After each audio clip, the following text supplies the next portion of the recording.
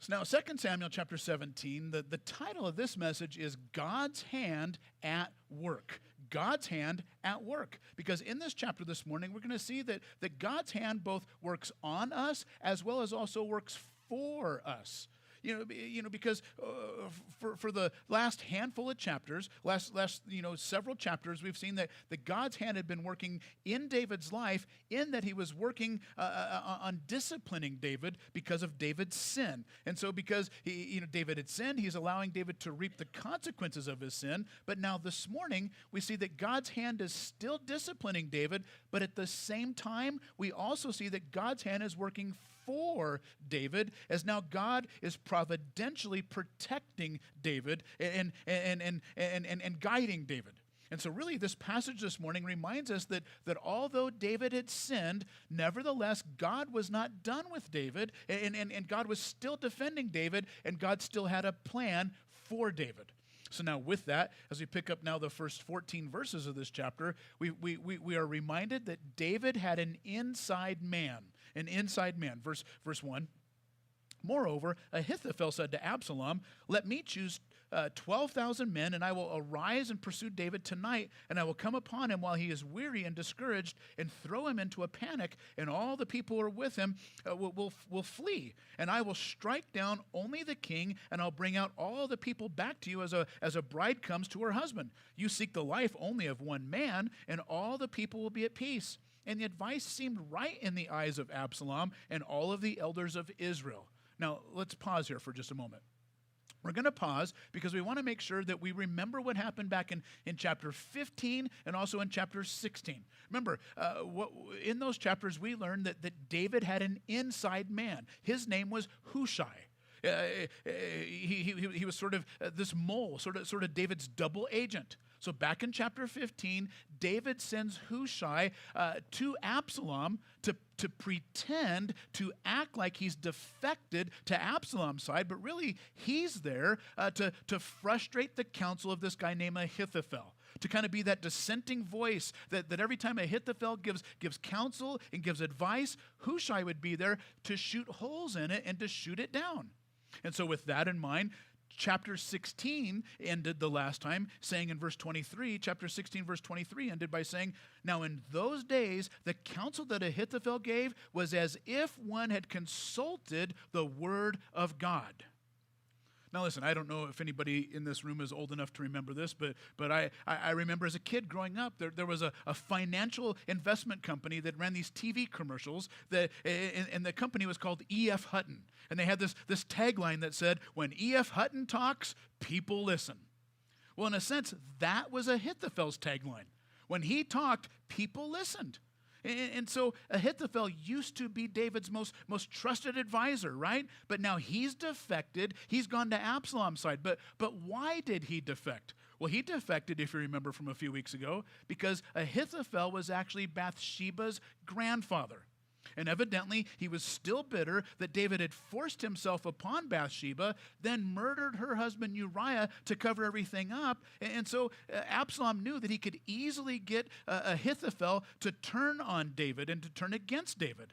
And so then, in chapter 16, Ahithophel gives his first piece of counsel, his first piece of advice. He tells Absalom in chapter 16, he says, "Listen, if you really want to send a message to the whole kingdom that'll get the whole kingdom's attention, a message that'll really tell everybody that you have defected, that you have turned against your dad, well, then here's what you do. Take his 10 concubines that he left at home to take care of the home, take them and bring them up to the rooftop and publicly sleep with them in front of the view of everyone." Now listen, you have to understand that in that day, in that culture, it was a very common practice that when you conquered another king, you would forcefully take his wives and his concubine, his harem, and force them to become your own. It was a very common practice. But you may remember several chapters ago, way back when the prophet Nathan had confronted David regarding his sin with Bathsheba, not only did the prophet Nathan tell David that the sword will never depart from your family, Nathan also said this in 2 Samuel chapter 12, verses 11 and 12. Nathan said, Thus says the Lord, behold, I will raise up evil against you out of your own house, and I will take your wives before your eyes and give them to your neighbor, and he shall lie with your wives in the sight of this sun. For you did it secretly, but I will do this thing before all of Israel and before the sun. And so chapter 16 was really a fulfillment of exactly what Nathan prophesied the consequences of David's sin would be. In fact, what's ironic is that many commentators wonder if this might have happened on the very rooftop where David committed his sin with Bathsheba. So that's how chapter 16 closed. And now with that, chapter 17 now opens with Ahithophel coming up now with his military strategy, his military plan. And he says, hey, listen, what we're going to do is we're going to make like this surgical strike. I'm going to take 12,000 soldiers and I'm going to personally lead them into this battle. And we're going to pick David off. We're going to spare all the people. And in fact, because we spared the people will be so thankful that we spared them, they'll forever be loyal to Absalom. Now, this seemed like good advice. And everyone's on board, and it sounds like a good plan. But just in case, Absalom, as we see in just a second, wants to make sure that it's a good plan, so he first runs it by Hushai. But remember, Hushai, as we said, was David's inside man. So now with that, verse 5 says, then Absalom said, call Hushai the Archite also, and let us hear what he has to say. And when Hushai came to Absalom, Absalom said to him, thus has Ahithophel spoken, so shall we do what he says? If not, you speak. Then Hushai said to Absalom, this time the counsel that Ahithophel has given is not good. Hushai said, you know that your father and his men are mighty men, and that they are enraged like a bear robbed of her cubs in a field. Besides, your father is an expert in war. He'll not spend the night with the people. Behold, even now he's hidden himself in one of the pits or in some other place. As soon as some of the people fall at the first attack, whoever hears it will say, there has been a slaughter among the people who follow Absalom. Then even the valiant men whose heart is like a lion, the heart of a lion, will utterly melt with fear, for all of Israel knows that your father is a mighty man and that those who are with him are valiant men. But my counsel is this, that all of Israel should be gathered to you from Dan to Beersheba, as the sand by the sea in its multitude, and that you go into the battle in person. So we shall come upon him to the place where he is found, and we shall be a light upon him like the dew falls on the ground. And of him and of all the men with him, not one will be left.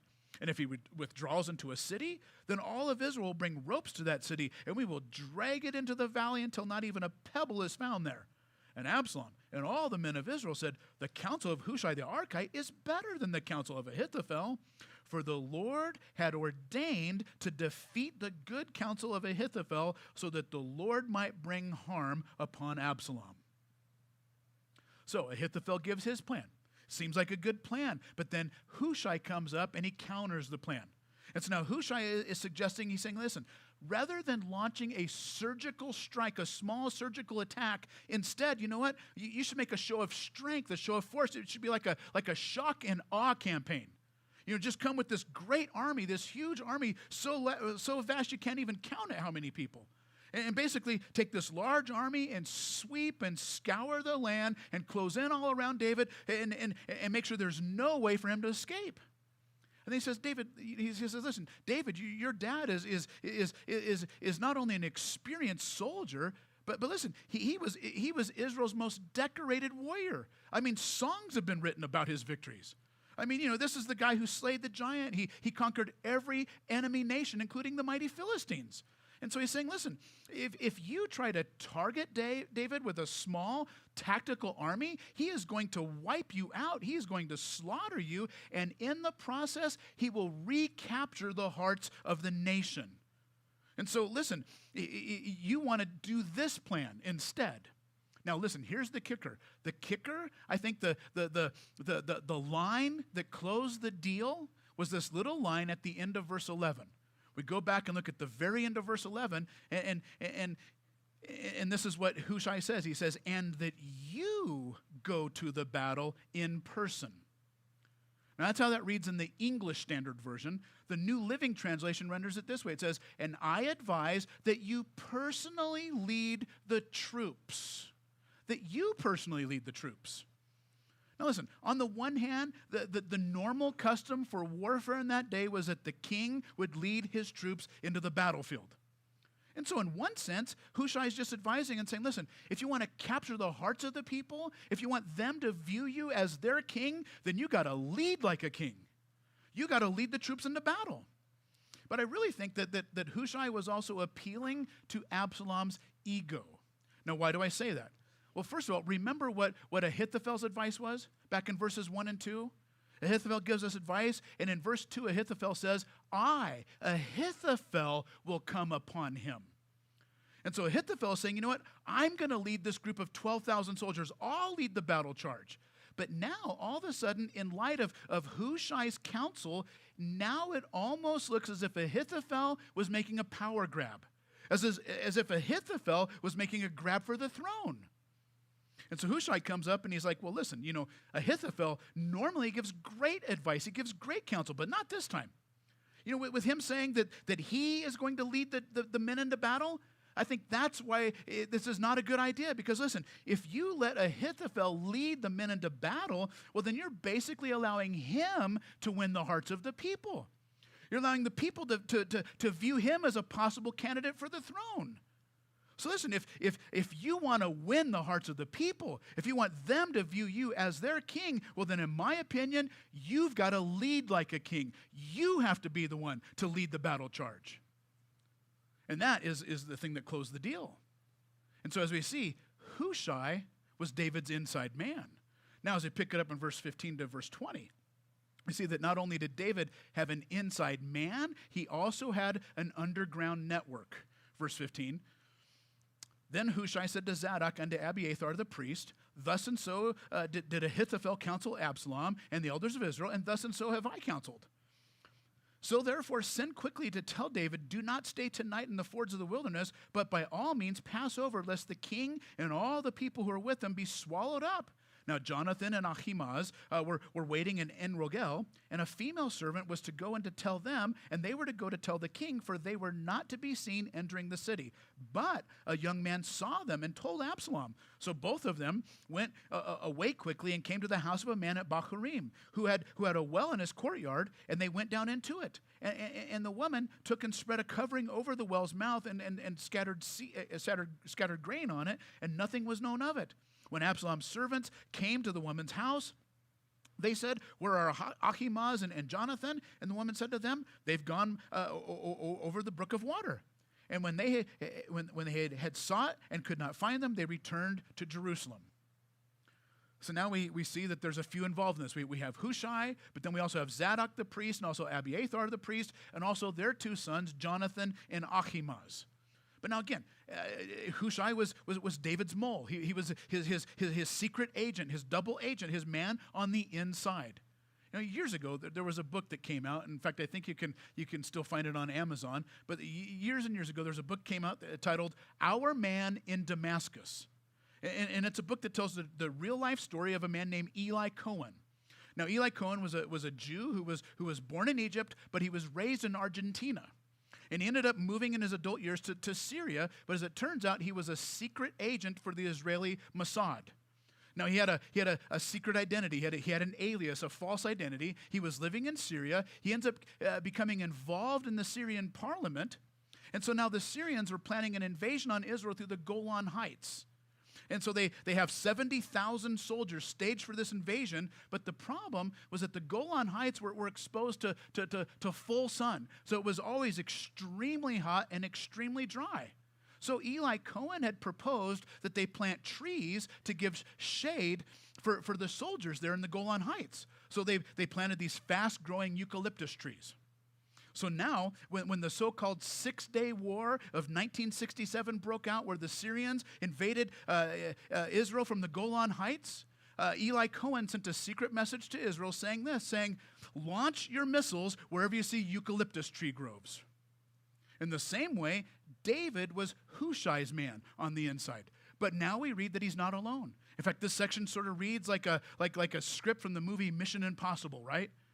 I mean, he's got like this whole underground network. You know, you could just almost hear the music, like do-do-do, dun-dun-dun-dun-dun-dun, and just whole thing is just kind of taking place.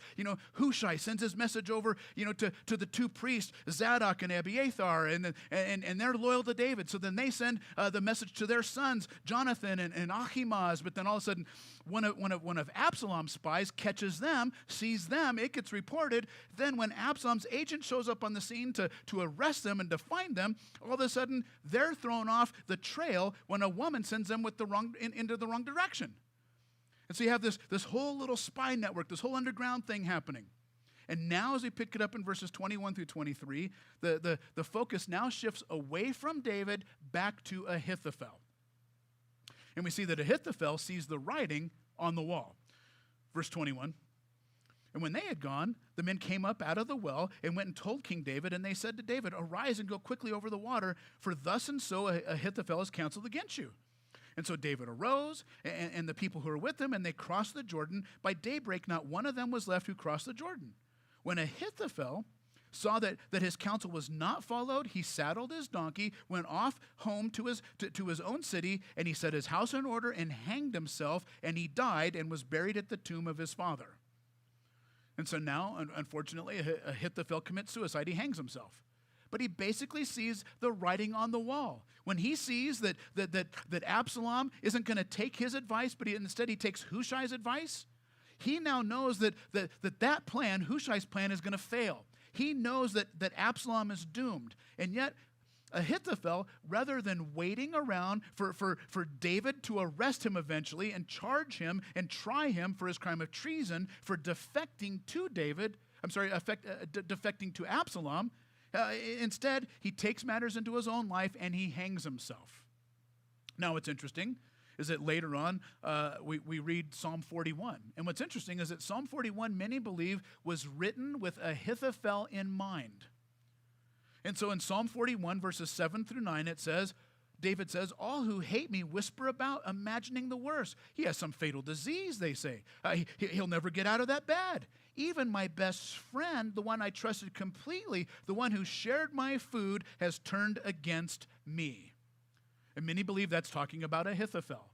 Now, what's interesting is that years and years later, in John chapter 13, Jesus quotes Psalm 41 as a prophecy about Judas Iscariot. And so really, Ahithophel now becomes kind of a type of Judas.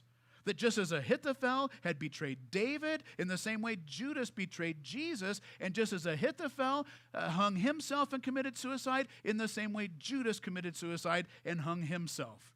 And so Ahithophel, in many ways, foreshadows what's going to happen to Judas. And now as we pick it up in verse 24 down to the end, we see that in all of this, God's hand was at work. Providentially, he was working behind the scenes. Verse 24. Then David came to Mahanaim, and Absalom crossed over the Jordan with all the men of Israel, and Absalom set Amasa over the army instead of Joab. Amasa was the son of a man named Ithra, the Ishmaelite, who had married Abigail, the daughter of Nahash, sister of Zeruiah, Joab's mother. And Israel and Absalom encamped in the land of Gilead. When David came to Mahanaim, Shobi, the son of Nahash, from Rabbah of the Ammonites, in other words, he's the leader of the Ammonites, and Machir, the son of Amiel from Lo-Debar, and Barzillai, the Gileadite from Rohalim, brought beds, basins, and earthen vessels, wheat, barley, flour, parched grain, beans and lentils, honey and curds, and sheep and cheese from the herd. And for David and the people who were with him to eat, for they said, the people are hungry and weary and thirsty in the wilderness. So now as this chapter comes to an end, we find an interesting list of people that are now joining David's ranks. We have this list of people. They're listed as Shobi, the son of Nahash, Machir, the son of Amiel, and Barzillai, the Gileadite. Now let's kind of break that down. Now, first of all, who was Shobi, the son of Nahash? Well, it's interesting. I looked at the original manuscripts, and Shobi's middle name was Juan. His last name was Kenobi. Shobi, Juan Kenobi.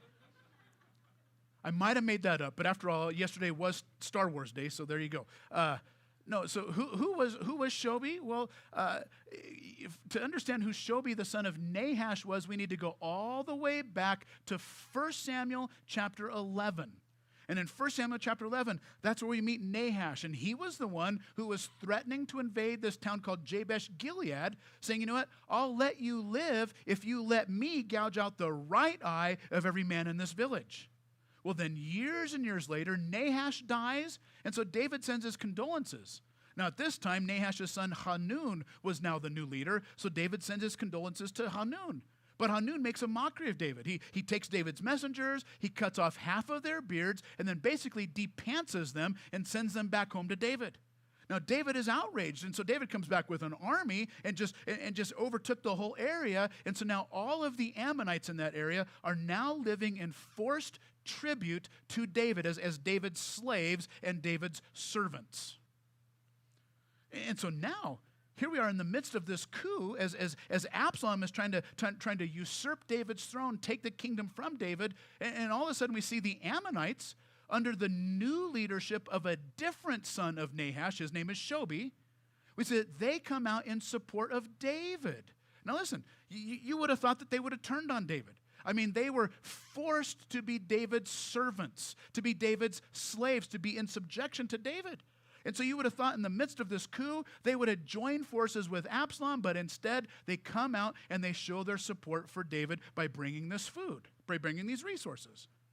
Now here's the verse I think that ties it all together. It's way back at the end of verse 14. Go back and look at the end of verse 14 with me. For it says, "For the Lord had ordained to defeat the good counsel of Ahithophel so that the Lord might bring harm upon Absalom." Notice the word ordained. For the Lord had ordained to defeat the good counsel of Ahithophel. Now, that word ordained is not just a word that's used to talk about ordaining priests and pastors for ministry. In fact, the Hebrew word that's used here, siwach, is a word that means to give an order. It means to give a command. It means to appoint. It really paints the picture of a military general giving marching orders to his troops. So the truth of the matter was that Absalom wasn't in command, David wasn't in command, God was in command. God was the one who was actually calling the shots in all of this. So now, picture all this. Everything that's been happening. I mean, Absalom, we saw, had recruited the greatest military strategist in the world. I mean, literally the wisest man alive at that time, Ahithophel. He recruited him. And yet Absalom is about to discover the truth of Proverbs 21, verse 30, that says, there is no wisdom, no insight, no plan that can succeed against the Lord. And so think about it. We've seen that Absalom spent 2 years plotting this takeover. And so methodically, he wins over the people of Hebron, and then he goes and wins over Ahithophel, I mean, David's top advisor. He recruits him. And this man who is so wise, his counsel was regarded as so highly that they said that when he spoke, it was like God himself was speaking. And so, yeah, on the surface, it seemed like it was just going to be a matter of time before David was caught. It seemed like it was just going to be a matter of time before David was defeated, except for one little thing. Verse 14. The one little thing that it said the Lord had ordained to defeat the good counsel of Ahithophel so that the Lord might bring harm upon Absalom.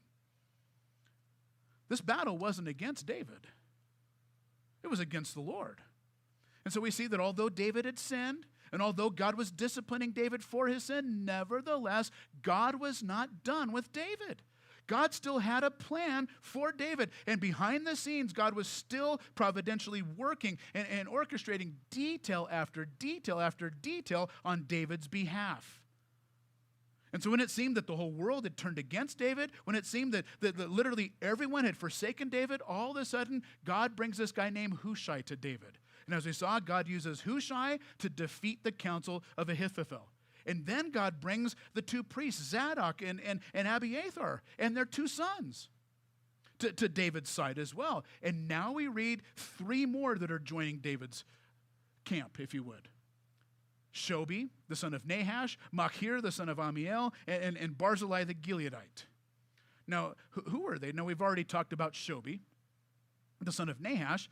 Next in line was Machir, the son of Amiel. Now, who was Machir? Well, we first met him back in chapter 9. Now, as I look at it, it would seem that Machir must have been somebody who was loyal to the former king, King Saul.